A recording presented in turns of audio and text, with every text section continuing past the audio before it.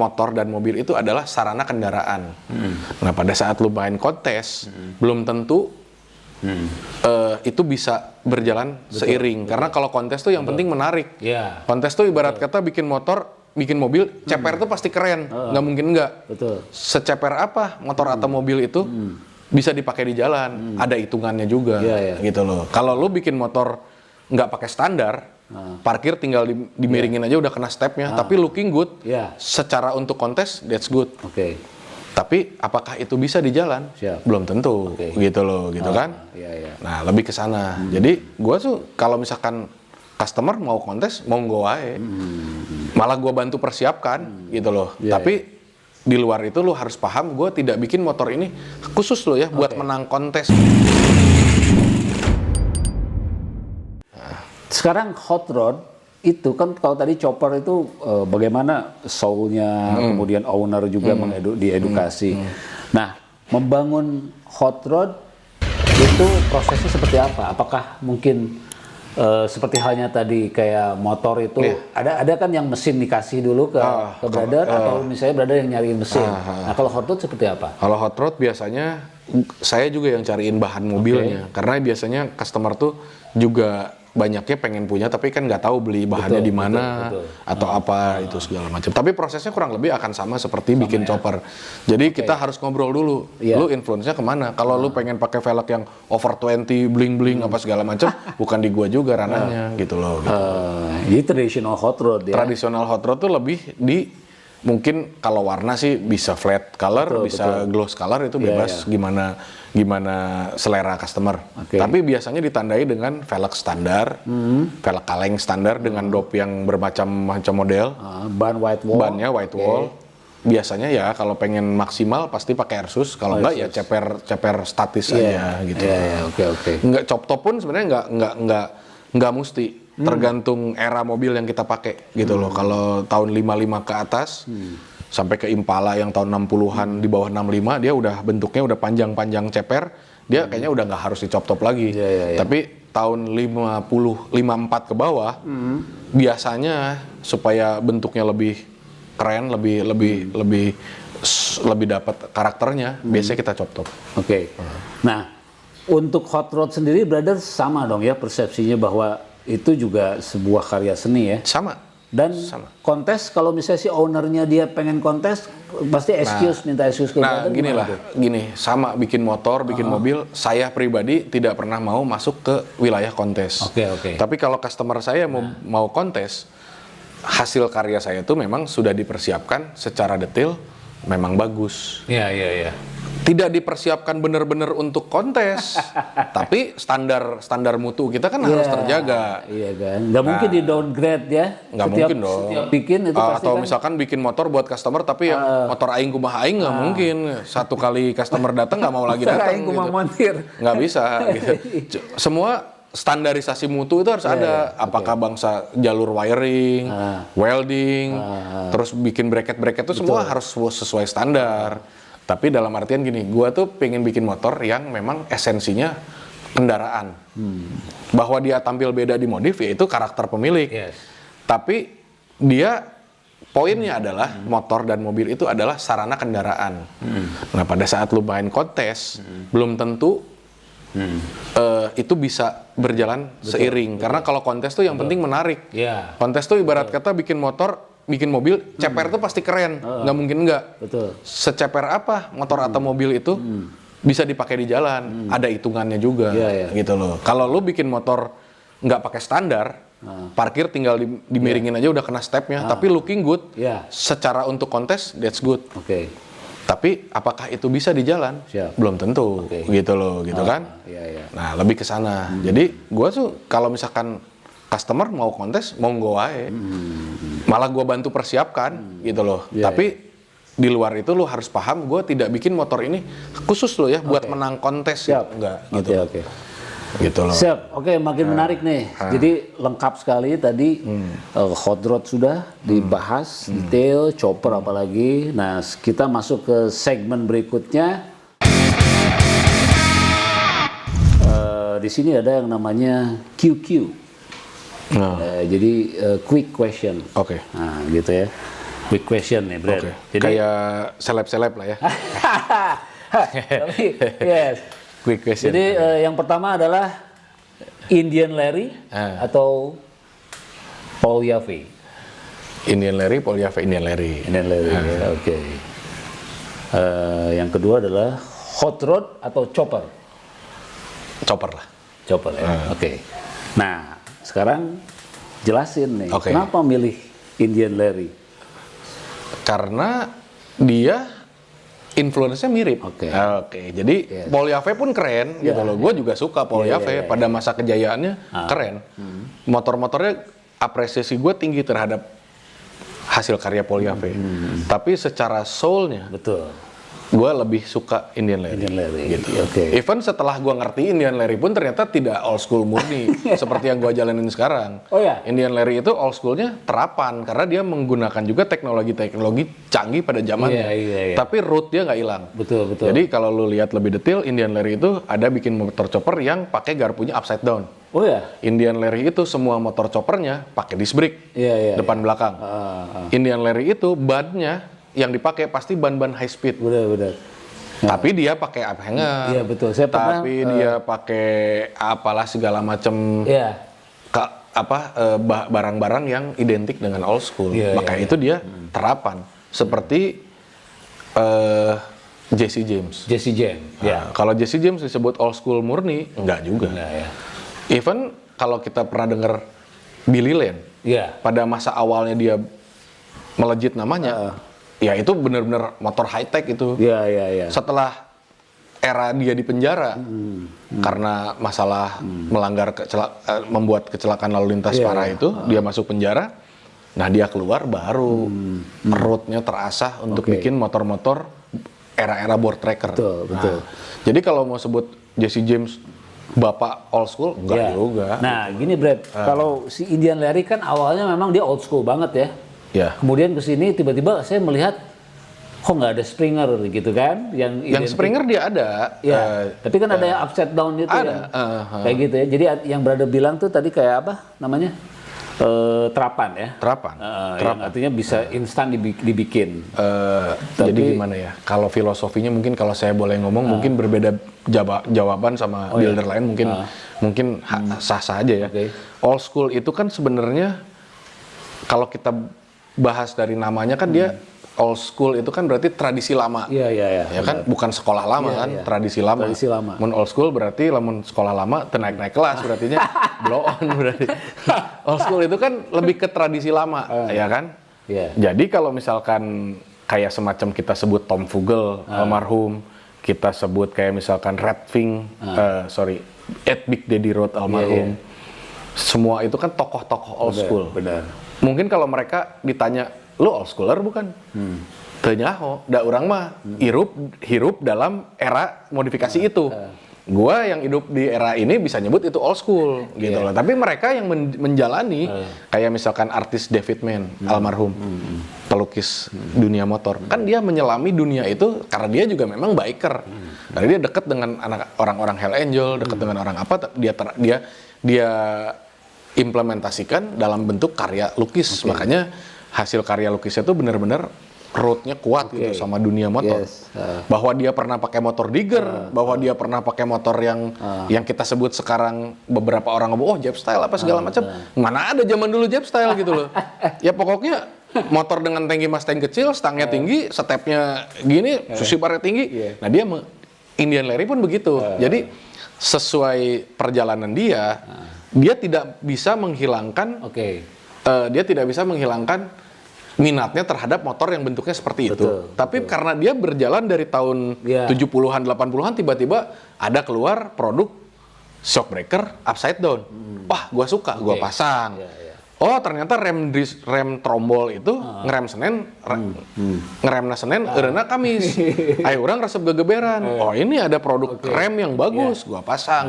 Tapi soul-nya dan road-nya dia tidak pernah lepas dari old school. Maka itu dia gua sebut kalau gua pribadi gua nyebutnya old school terapan. Jadi nggak murni. Kalau murni mah benar-benar meren lu punya motor 12 orisinilan lu perutulin terus lu bikin. Nah, itu murni. Artinya tetap idealismenya seorang Inilari ada. Tapi kan karena mungkin teknologi, fase-fase zaman yang berubah kayak gitu ya. Nah, oke, yang kedua adalah hot rod atau chopper. Chopper. Ya. Nah, itu gimana? Maksudnya, bukan gua nggak lebih suka aja chopper daripada hot rod, tapi gua mulai main motor chopper duluan gitu loh. Itu udah jelas tuh. Udah jelas itu. Udah jelas ya.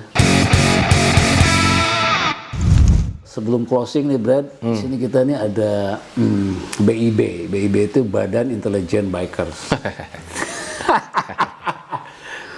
Nah gini Brad, ini sorry nih kalau misalnya kalau ada apa tuh informasi dari informan atau dari mulut ke mulut, ya kan kalau Brad ini kan dikenal dengan dari mulut ke mulut dan juga beberapa kali majalah ya kayak gitu mengekspos. Dulu pernah, apakah hoax atau bukan ya? Dulu tuh ada, saya menemukan mobil buatan Brother Hot Rod di Bintaro, tempatnya siapa Binky. Nah ternyata itu kata Binky itu dari Dalton, dari Budi Dalton. Dari Budi Dalton itu dibuat oleh Rudy Flying Piston. Itu benar atau enggak? Kayaknya salah. Oh salah ya? Pada saat saya punya mobil yang kita pakai buat properti film itu, Dalton kebetulan juga punya. Tapi Dalton punya. Tahun 51. Tahun 51. Dia Chevrolet Deluxe. Gua punya Chevrolet Deluxe juga, tapi tahun 53. Dalton sih ya dibikin sama teman-temannya di Brotherhood. Mungkin ya, gue juga nggak tahu dulu siapa yang bikin. Mungkin Ocun terlibat. Entah gimana ceritanya, bisa dibeli sama Binky. Dan sampai sekarang mungkin masih ada di Binky. Tapi berbeda sama mobil gua gitu loh. Siap. Jadi berarti informannya ini salah berarti. Mungkin salah karena mirip aja, mungkin karena mirip aja. Nah, tapi ini menjadi satu wacana juga, ya kan? Artinya dari perbincangan dari motor, anak-anak motor segala macam kan itu juga. Oh ini kayak dulu Brother pernah juga cerita bahwa ternyata ada motor Brother juga akhirnya di-copy kayak gitu kan. Nah, itu mungkin bisa jadi resiko sebagai seorang builder ya. Kayak gitu. Nah, Nah, yang terakhir mungkin Brad sebagai closing. Sekarang Brother udah membuat karya-karya yang fenomenal ya. Dari moto-moto chopper, kemudian hot rod pun gitu ya. Dan semuanya dibuat maksimal. Semuanya juga bernilai art ya, dan prosesnya juga panjang gitu. Nah sekarang mungkin apa sih cita-cita Brother sekarang nih yang belum tercapai ya kan, yang berhubungan dengan dunia chopper dan hot rod, apalagi di dunia choppernya? Di dunia chopper, kemudian di dunia hot rod. Kalau secara pribadi sih mungkin sebagian besar yang gue pengen udah ya. Cuman kalau yang klise tuh bukan klise. Kalau yang namanya impian pribadi mungkin sama kayak builder-builder lain, gue tuh belum aja kesempatan ke Born Free Show, datang secara langsung. Mungkin teman-teman yang lain ada yang udah berkesempatan datang, gue belum aja gitu. Terus gue mungkin ada berapa ya? Ada 5 tempat yang pengennya sih selama hidup gue sempat kunjungi. Yokohama Custom Show udah, Born Free Show belum. Terus di Jerman ada acara namanya lupa, acara hot rod di Jerman, acara hot rod di Prancis. Itu mungkin ada beberapa yang memang belum dikunjungi. Mudah-mudahan sempat. Gitu kan. Tapi kalau Yokohama Custom Show kan udah bertahun-tahun sering datengin, sampai agak bosan juga sebenarnya gitu.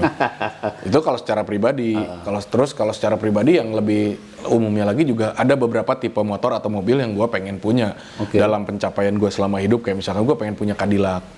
Dulu pernah punya Cadillac. Belum sempat dibangun, dibawa ke rumah, garasi itu asup. Parkir di pinggir jalan, tetangga ngambek. Gitu ya? Jadi cek orang tua teh jual weh. Belum sempat dibangun dijual. Nanti mah pengen punya gitu lah. Pengen punya lagi kalau berkesempatan Cadillac. Terus ya mungkin Cadillac, Porsche tua, Jaguar tua. Adalah banyak ya minat-minat yang kalau disebutin ada cek kolot bahala mah mata bongsang teh nya segala hayang. Motor juga sebenarnya beberapa motor tipe Harley Davidson tua udah pernah punya. Walaupun dalam perkembangannya kan mengikuti instruksi pangap juga, pangabutuh. Oh iya betul. Pangabutuh kan. Pengen bikin bengkel lebih gede, terpaksa motor dijual. Pengen beli motor yang ini, terpaksa motor yang ini dijual. Ya itulah suka duka biker modal dengkul teh apaan gitu. Ya, jadi kalau misalkan keinginan pengen punya lagi, pengen punya yang ini belum sempat punya, pengen apa. Kalau cita-cita secara global, kalau gua dianggap mungkin salah satu generasi yang memulai dunia old school chopper secara serius di Indonesia, beberapa ada yang ngomong gue mungkin termasuk generasi yang awal, bukan generasi awal main motor, itu banyak senior cuman yang mempopulerkan old school chopper dan tradisional hot rod di Indonesia mungkin gue generasi awal, bersama dengan kalau mau disebut mungkin Vero, atau mungkin di Bali ada Kadek Astina atau siapa mungkin bisa disebut itu. Dan banyak lagi yang gua nggak sebut. Cita-cita gua untuk dunia ini tuh lebih ke gimana ya?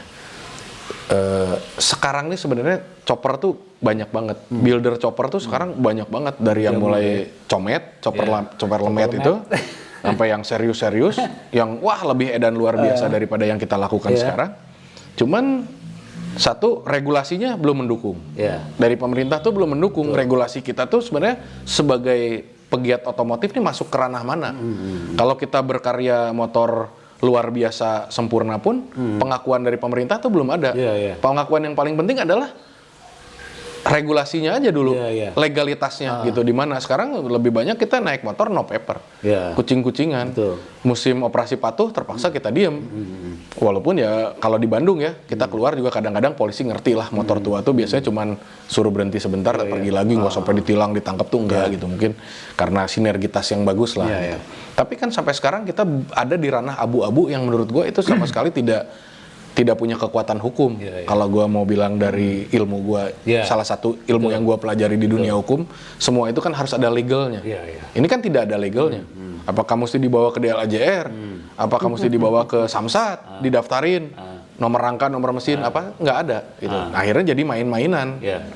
Satu itu. Kedua, banyak banget karya anak bangsa kita nih yang luar biasa lebih unggul daripada bangsa lain di dunia otomotif. Di Purwokerto aja ada satu bengkel kecil yang sebenarnya mungkin orang luar nggak pernah lihat, tapi dia bisa bikin mesin jadi konfigurasi W, bisa apa segala macam. Nah itu nggak ada legalitasnya dan tidak ada pengakuan dari pemerintah untuk dikembangkan lebih serius. Sementara di luar kita lihat kan semua didukung gitu loh gitu. Nah, itu salah satu yang pengen gue tuh gitu.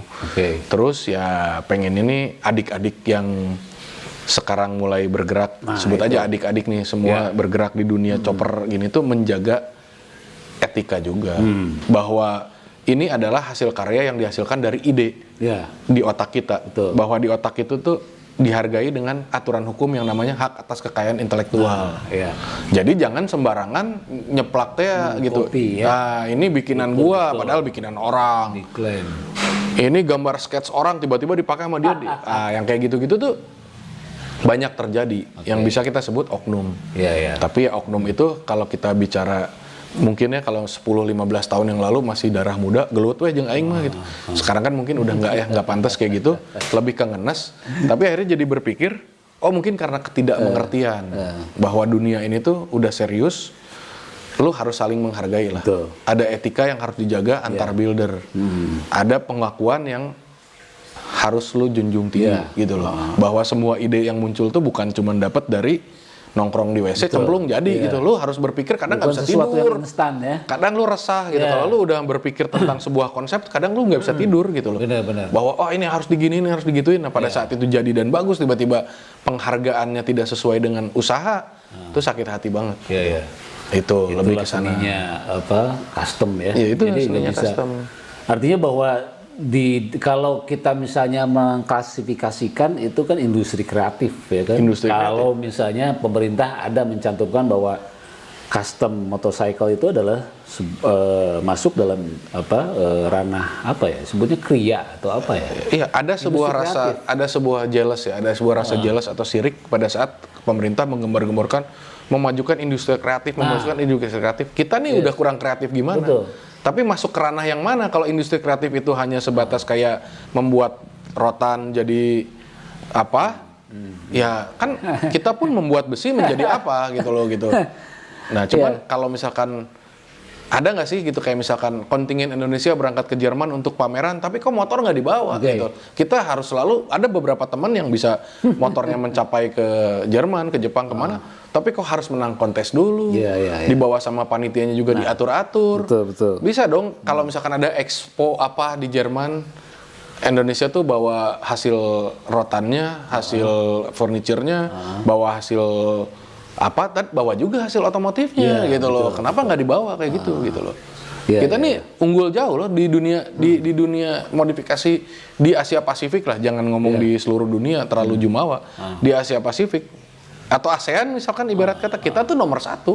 Dari segi taste pun juga kita nomor 1. Silahkan aja mau ngomong orang Malaysia banyak modifikasi, tetap aja otaknya kita. Orang Thailand kurang gimana, tetap aja purwarupanya kita lebih unggul. Gitu. Jadi bahwa ini adalah legacy buat generasi yang akan datang ya.